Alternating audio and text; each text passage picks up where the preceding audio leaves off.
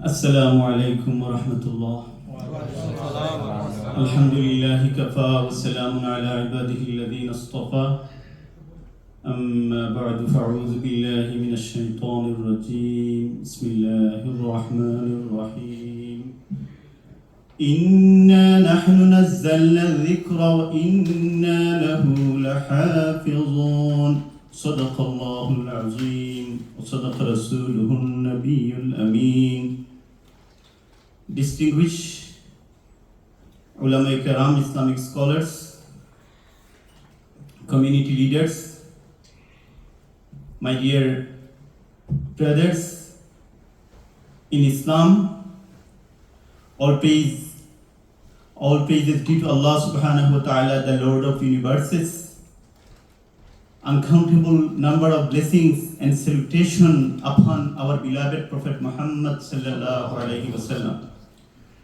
Respected gathering, I was asked to commemorate the life and activities of late Al-Hajj Hafiz Misbahuddin rahimahullah. I had been known Hafiz Misbahuddin rahimahullah for over 34-35 years. And first thing I learned and I known about him that he is so loyal to his Ustad Hafiz Al-Hajj Norman Ahmad Chaudhuri Muhtamim Hazrat Gulab Shah Rahmatullah Hafiziyya Madrasa. He was copy of his Ustads. Nowadays, we don't respect. Like in America, kids do not respect their teachers. In Islamic culture and in our Bengali culture, we should respect our teachers, right? Regardless of their behavior, their action, their knowledge. As a students, we should respect our teachers. So Hafiz Misbahuddin rahimahullah, he was so loyal to his ustad. His ustad was a famous Hafiz Sahib. He is known as Imam Baris Boro Hafiz Sahib. And his disciples used to call him Boro Mian Sahib. And Alhamdulillah, it is my fortune that me and Hafiz Misbahuddin Sahib, we are students of same ustad. And I learned so many things, so many good things about, so many merits, so many good characters of Hafiz Misbahuddin Sahib from his own ustad, Hafiz Numan Ahmad Chaudhuri Sahib, rahimahullah. And both of them used to perform Hajj so many times together. And Hafiz Misbahuddin rahimahullah used to respect his ustad like his father. His father passed away when he was very young child. That's why he considered his ustad as his father. So he could not take any own decision without permission of his ustad. When Hafiz Maulana Ainuddin Sahib's family gave proposal to marry his daughter, he said, I don't know. My Mian Sahib knows and he is going to give decision. Go to him. Then they came to his ustad Hafiz Numan Ahmad Chaudhuri Sahib. And then he gave decision. So for every aspect of life, he used to ask permission from his ustad.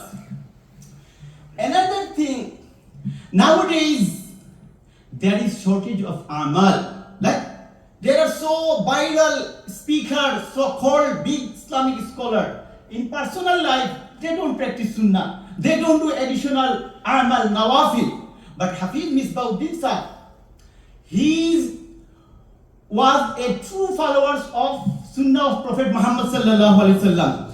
Whoever seen him, whoever met him, you saw his labas, his dress up, his behavior, his action was he tried his best to follow Sunnah of Rasulullah sallallahu alaihi wasallam. Also nowadays we know many masail, but we don't follow, we don't practice. But I don't know, have you ever been observed his namaz, how he was performing namaz?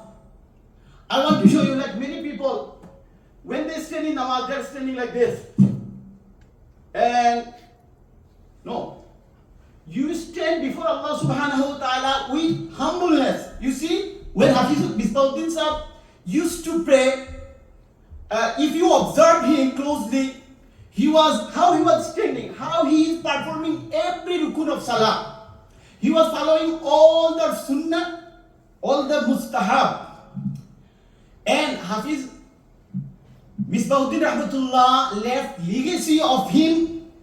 He made so many huffaz in Bangladesh and in America. In America, he had a lot of huffaz students. He made a lot of hafiz. He came getting sponsored by Madina Masjid, the famous Bangladeshi and the oldest masjid of Bangladeshi community. And then he led prayer over there. He was founder Imam of Ar-Rahman Jame Masjid. He was founder Imam of this Ahlul Bayt Masjid. He was founder of Ozanberg Ahlul Bayt Masjid. Nurul Bayt, am I right? And he also taught his class. And one good thing is he was involved beginning of this masjid. And in the middle there was misunderstanding, and he left Michigan. Then he came back. And before his death, he got involved to this masjid again. He led Taraweeh. He was behind the Taraweeh Jamaat, and he taught Quran again. And finally, when he left to Bangladesh performing Umrah, and one day suddenly we heard the sad news, Inna lillahi wa inna ilayhi raji'un. Our most beloved person, Hafiz Misbauddin Rahimahullah, left us to meet his Lord. So, আমি একটু বাংলায় বলি এখন, কারণ বাংলায় না বললে আমাদের মুরব্বীরা একটু হাফিজ মিসবাউদ্দিন রাহিমাহুল্লাহর সাথে আলহাজ হাফিজ মিসবাউদ্দিন রাহিমাহুল্লাহর সাথে আমার স্মৃতি কমপক্ষে 34 বছরের। এবং আমি যখন 20 পারার পরীক্ষা দেই, 20 পারার পরীক্ষা দেই, হি ওয়াজ মাই এক্সামিনার। আমি যখন হিফজ তাকমিলের পরীক্ষা দেই, তখন উনি আমার এক্সামিনার। আবার ওনার সাথে আমার একটা রিলেশনশিপ, ইমাম উনার উস্তাদ হাফিজ নোমান আহমদ চৌধুরী সাহাব, উনার 1 নম্বর ছাত্র উনি, এবং উনার সবচেয়ে ফেভারিট ছাত্র উনি, এবং উনার কাপি ছিলেন উনি। তো হাফিজ নোমান আহমদ চৌধুরী সাহেব আমার সম্পর্কে ভগ্নিপতি হন, এজন্য উনি আমাকে আলাদাভাবে মহব্বত করতেন।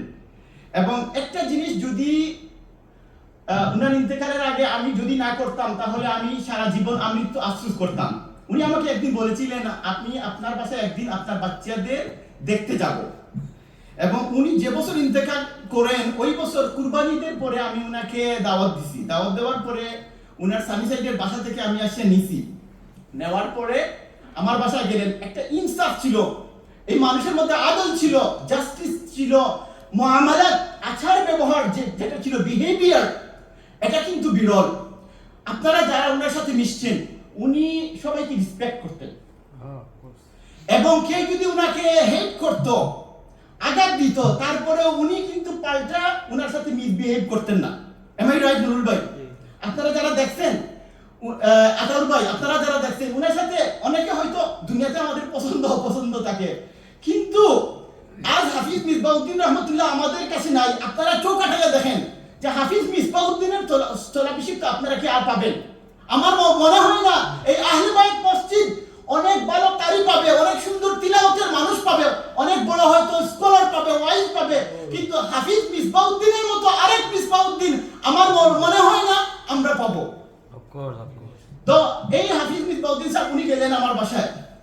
আমি তো উনাকে খাওয়ার পরে উনি নামাজ পড়ছেন, এশার নামাজ জামাতে আমাকে নিয়ে পড়ছেন। নামাজ শেষ আমি যাই নামাজ গুটে নিব, তখন উনি কি করছেন, বলছেন একটু দাঁড়ান, একটু বসেন, একটা দোয়া করি। আমার মনে যে আমি তো দোয়া অবশ্যই চাইবো, যে উনাকে আনছি দাওয়াতের জন্য, দোয়ার জন্য কষ্ট দিব, উনি আসাই তো আমার জন্য দোয়া, আমি দোয়া চাই না, বলছেন দোয়া করছেন। তারপরে আমার শ্বশুর বেড বাউন্ড, উনি সেকেন্ড ফ্লোরে, আমি একটু খেয়াল, উনি বলছেন না আপনার শ্বশুরকে আমি দেখে যাব। তারপরে মুরব্বী মানুষ কষ্ট করে দোতলায় উঠছেন, আমার শ্বশুরকে দেখছেন, ওনার কাছে বসছেন, ওনাকে সান্ত্বনা দিচ্ছেন।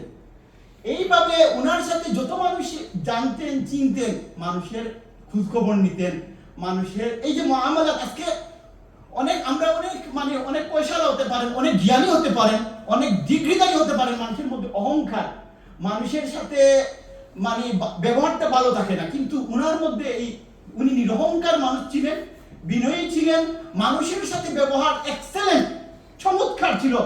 এটা কিন্তু আল্লাহ খুবই পছন্দ করেন মানুষের সাথে ব্যবহার। অনেক মানুষ আছে মানুষের সাথে ব্যবহারটা ভালো না, কিন্তু এবং উনি সহজে রাগ করতেন না।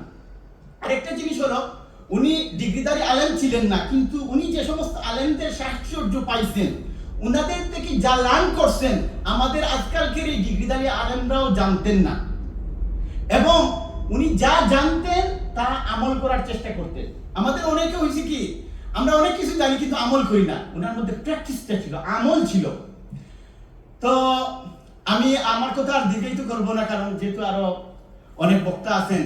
তো আমরা আজকে দোয়া করব হাফিজ মিসবাউদ্দিন রাহিমাহুল্লাহ, whatever legacy he left in America, even in England. Oh, before his death, he visited England, he visited France, and he has so many students over there. So উনার খেদমতটা কিন্তু উনি আমাদের কাছে নাই, উনি কিন্তু যে খেদমত রেখে গেছেন এটা কিয়ামত পর্যন্ত সাদকায়ে জারিয়া হিসাবে তার জন্য বাকি থাকবে। কারণ উনি হান্ড্রেডস অফ হুফাজে কোরআন বানিয়ে গেছেন, এবং ওনার স্টুডেন্টরা দুনিয়ার আনাচে কানাচে বিভিন্ন দেশে ছড়িয়ে ছিটিয়ে আছে, বাংলাদেশ বলেন, ইউরোপে বলেন, আমেরিকা বলেন, কানাডায় বলেন, এবং তারা দ্বীনের খেদমত করে যাচ্ছেন, কোরআনে কারীমের খেদমত করে যাচ্ছেন।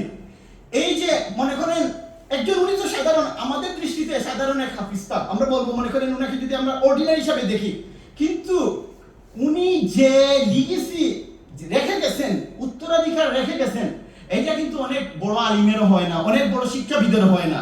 তো আল্লাহ সুবহানাহু ওয়া তাআলা যেন উনার সব মেহনতকে কবুল করেন, এবং আপনারা যারা উনার স্মরণে এই মাহফিলের আয়োজন করেছেন, আমরা দোয়া করি, এটা আমরাও আশা করি যে আমরাও মারা যাওয়ার পরে আমাদেরকে মানুষ স্মরণ করবে, আমাদের জন্য দোয়া করবে। আমরাও আল্লাহর কাছে দোয়া করি আমরা যেন মারা যাওয়ার পরে ফামা বাকাত আলাইহিমুস সামাউ ওয়াল আরদু ওয়া মা কানু মুনজিরিন, অনেক মানুষ মারা যায়, তার জন্য জমিন এবং আসমানে কেউ কাঁদে না, কিন্তু হাফিজ মিসবাউদ্দিন রাহিমাহুল্লাহর মৃত্যুর খবর শোনার পরে আমি কাঁদছি। আমি যদি জিজ্ঞেস করি, আপনারা বেশিরভাগই বলবেন আমিও শুনে কাঁদছি, অনেকক্ষণ কাঁদছি, আমার হৃদয় থেকে ওনার জন্য ক্রন্দন এসেছে। তো এই যে অনেক মানুষ আছে, ওদের মারা যাওয়ার পরে ওদের আর স্মৃতি বাকি থাকে না, কিন্তু হাফিজ মিসবাউদ্দিন রাহিমাহুল্লাহ যদিও আমাদের দৃষ্টিতে উনি একজন অর্ডিনারি লোক ছিলেন, কিন্তু আল্লাহ সুবহানাহু ওয়া তাআলা ওনার যে খেদমতগুলোকে এমন মকবুল করেছেন, উনি ওনার ইন্তেকালের পরে দেশে বিদেশে কত মানুষ ওনার জন্য আহাজারি করছে, দোয়া করছে, আজকের দিন পর্যন্ত মানুষ দোয়া করতেছে, এবং শত শত বছর মানুষ ওনার স্মৃতি ধারণ করবে, এবং ওনার যে খিদমত এটা ধারাবাহিক যে চেইন উনি বপন করে গেছেন, এই চেইনটা কিয়ামত পর্যন্ত ইনশাআল্লাহ বাকি থাকবে।